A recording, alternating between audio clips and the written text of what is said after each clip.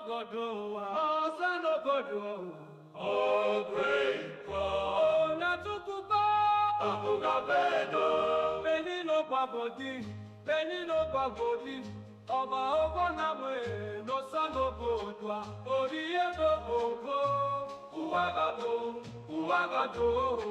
Obanoye,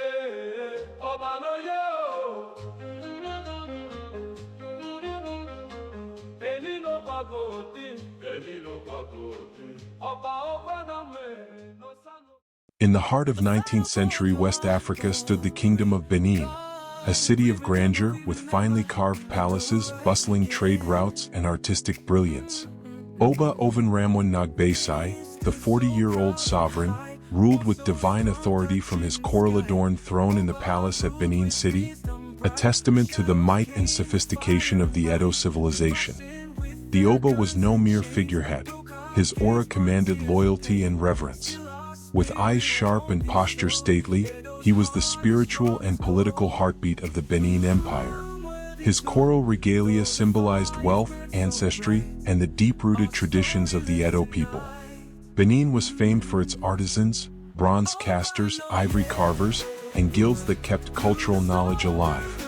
Foreign visitors were amazed at the kingdom's complexity and artistry, which rivaled European cities in its layout and societal organization. But the riches of Benin attracted the greedy gaze of the British Empire. Their eyes weren't just on trade, they sought control. Oba Ovonramwen resisted, preferring independence and sacred sovereignty over foreign interference. In January 1897, British officers planned a deceptive, peaceful visit to the Oba, but it was a covert military provocation. Edo chiefs, aware of the treachery, attempted to stop the unauthorized incursion, leading to the fateful ambush that Britain used as a pretext for war. Furious, Britain launched a full military invasion. The infamous Benin Punitive Expedition began, over 1,200 soldiers, cannons, and firepower against a kingdom that had stood proud for centuries. Benin City was looted and torched. Palaces were razed, shrines desecrated, and sacred artifacts stolen. Fires engulfed the heart of a civilization as smoke carried the grief of a nation. Oba Ovonramwen, torn between resistance and sacrifice, fled into the forest to preserve his life and the dignity of his people. His soul bore the weight of a shattered legacy. Eventually captured, the Oba was brought before British officers. He did not plead, nor did he bow. He stood as a king, even in chains.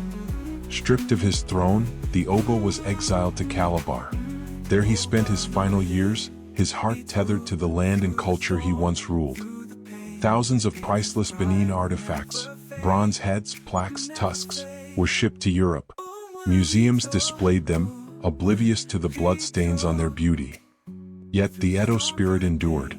Families passed down oral histories, art continued in secret, and memory resisted erasure. The story of Benin lived, hidden in hearts and carvings. Today, calls for the return of Benin artifacts echo across the world. Justice seeks to reunite stolen heritage with its rightful home. Oba Ovonramwen is now celebrated, not as a fallen king, but as a symbol of dignity, pride, and resistance against imperial domination. The Benin Massacre of 1897 was not the end, it was a spark. The echoes of our ancestors still whisper through bronze, coral, and story, and we will tell them, one scene at a time.